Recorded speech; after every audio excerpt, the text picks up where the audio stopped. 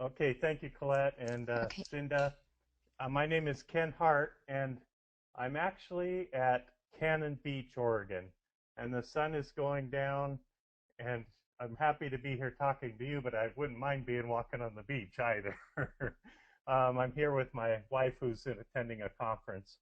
And I apologize a little bit ahead of time that my voice is a little off due to the fact I've got some kind of bug. But um, my name is Ken Hart. I work for University of Idaho Extension, and my office is in Nez Perce. Part of my job is I have a responsibility for farm management training in north central Idaho and 5 counties in north central Idaho. So I appreciate the invitation to come here and talk today about enterprise budgets. Let's see, I'm to click, and there we go. Going to talk. I appreciated Barbara's talk, and I'm just going to focus in a little bit more directly on enterprise budgets themselves, how to put them together, how to use them, and how to get the information that's available out there for enterprise budgets. I want to credit other extension educators who have done some of this work. I borrowed some of their slides, particularly I'll show you in a few slides, some graphic slides I borrowed from some people in Wisconsin. I also should say that I guess I'm a farmer too. My wife and I own a farm. We call it Lolo Breaks Farm. Our kids just call it the farm, and it's south of Weippe on the Breaks of Lolo Canyon. We've been operating that farm since 1979. We primarily raise grass, hay, and cattle. Let's see, down. There we go. Just a little saying, I don't know who to attribute this to. I guess Abraham Lincoln, I don't know. But if you can't pencil a profit, you aren't likely to plow one. And it's just cheaper to farm on paper before you actually put the plow in the ground to start a project. That's what enterprise budgets do. They give you the chance to, my title was the here and the now and the maybe. They get a chance, enterprise budgets provide you with a chance to look at what our enterprises on the farm, what our work on the farm or ranch is providing here and now, and look at future enterprises and how they might fit into the farm.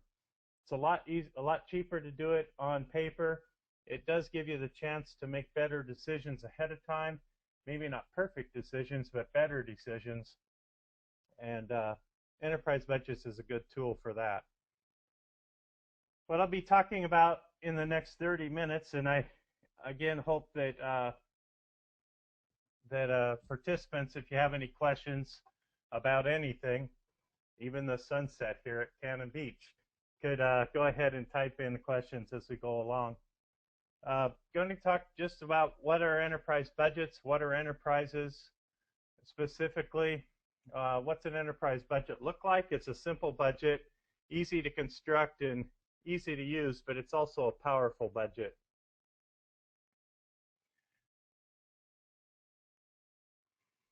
So what's an ag enterprise? Well, we have a lot of, I have several photos here of different ag enterprises and instinctively we know that they're all work, they're all part of the farm, but there's some definitions that go with ag enterprises.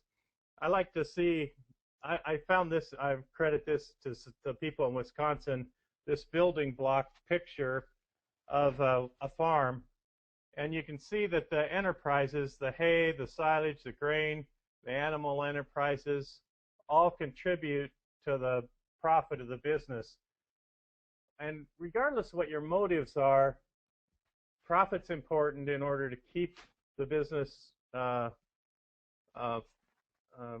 flowing, to keep the business successful. And, you know, it doesn't have, we had a little discussion about this, whether greed and avarice is necessarily a part of profit. I don't think so, but profit is important to, you know, fund your kids' education, keep the family fed, maintain the farm for future generations. These are all important things of profit. Profit has to be present in a farm operation. And the enterprise budget does give us a chance to examine the different enterprises for profit. So what's an enterprise? Oops, there we go. I got a little ahead of myself. This is an enterprise, also called a profit center.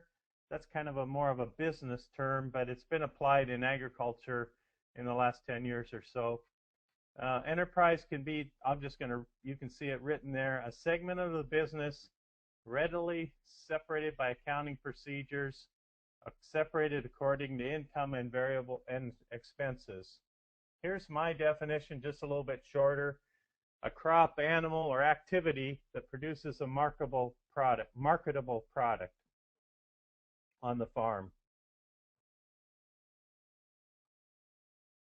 And another definition, which is more traditional, projected income and expenses and resource needs on a farm business.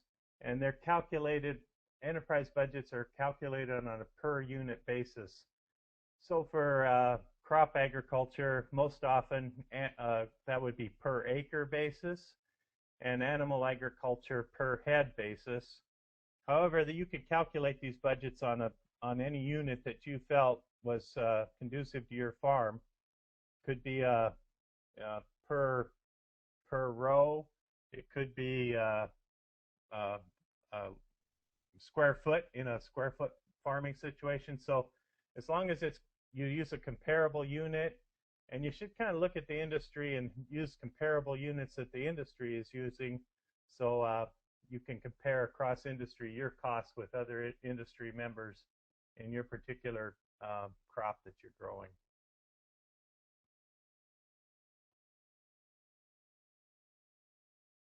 Okay. So enterprise budgets. What can we do with enterprise budgets? I think they're a powerful tool. They're a very useful tool. They, as you can see here, you can use them to plan resource needs. An enterprise budget usually covers a period of time, usually a year, a crop year, or a livestock year. And as such, they have built into an enterprise budget a production cycle. So you can plan resource needs throughout the production year, seed, chemicals, fertilizers, feeds, other inputs that you need. You can plan when they're going to be needed and how much they're going to cost. A lot of published budgets have a cash flow budget that's part of the enterprise budget, well, at least an addendum to the enterprise budget, which shows the financial needs throughout the year for cash in order to maintain the enterprise. The enterprise budget itself doesn't have the cash flow, but since it does consider the whole year, it's an easier feature to include in the budget. The enterprise budgets are really the building blocks for a whole farm budget. And I'll mention a program that I've used, a computer program I've used quite a bit called FinPack. It's FINPACK. It's out of Minnesota.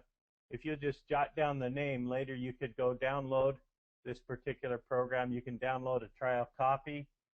It's built for corn, soybeans, wheat, this type of thing, but it's very flexible. I've used it for all kinds of farms. I've used it even in Eastern Europe with crazy monetary systems, but it's fairly flexible. You can really apply it.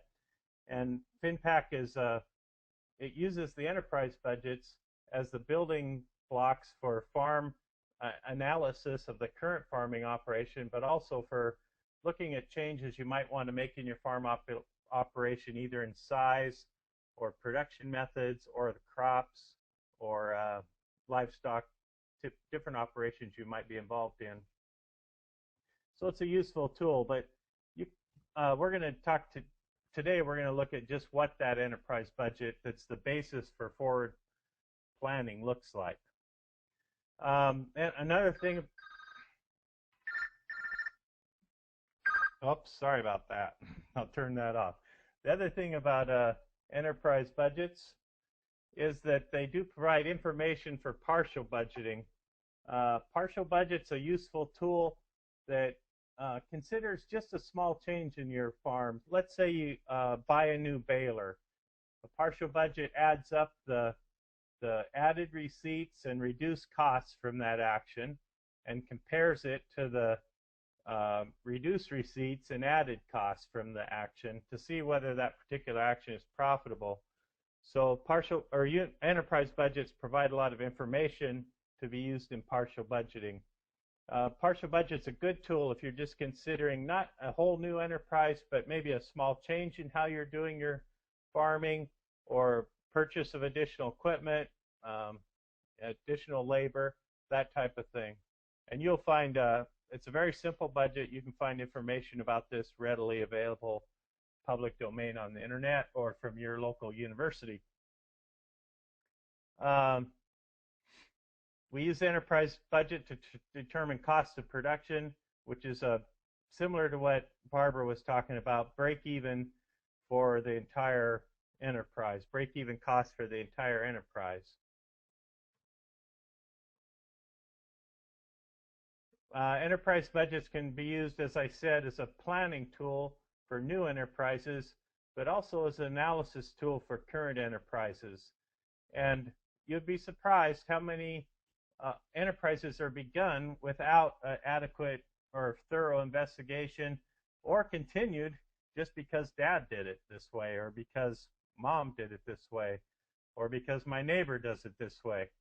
So enterprise budget of a current enterprise will give some information about how the operation is currently operated on. And that information can be used in a number of venues, can be used for comparing to other operations.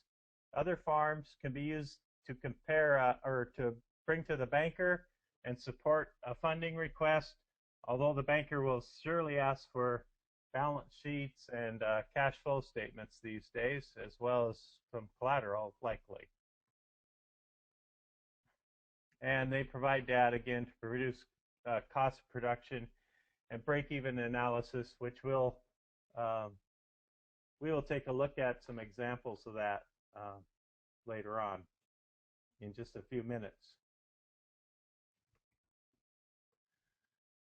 So an enterprise budget, what's it look like? Let's just talk about the ingredients of the enterprise budget. First, there's a income revenue section, expense section, and those are broken down by current expenses, or variable expenses, variable costs, and fixed costs, as Barbara had outlined earlier.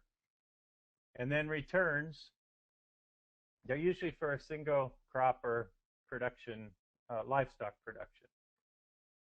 I think I've already covered that pretty much.